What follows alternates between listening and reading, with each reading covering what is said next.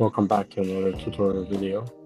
Today we're going to cover how to use relative position to make programming much faster.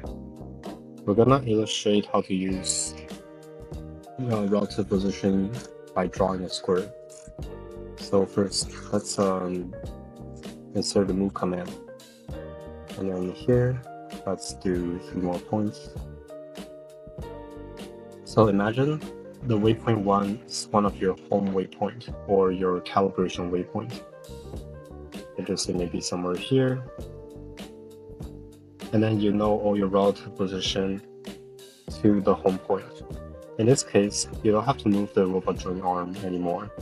You can simply set the XYZ coordinate in the relative position. And since we're drawing a square, let's draw a square in a YZ plane so it's easy to view.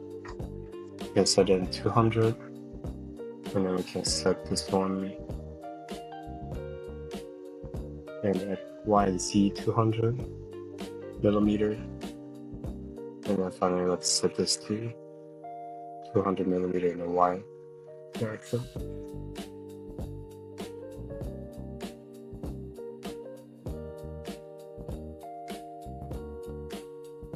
And now we have all the relative position.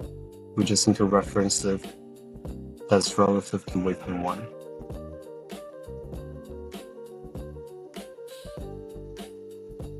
And that's it.